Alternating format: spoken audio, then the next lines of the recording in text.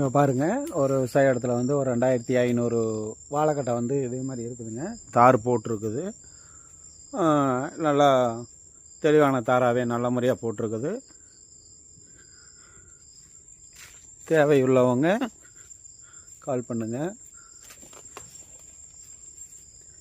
எல்லாமே 8 சீப்பு 10 சீப்பு 11 சீப்பில் போட்டிருக்குது. நல்லா காய் முத்தியும் திரண்டு இருக்குது.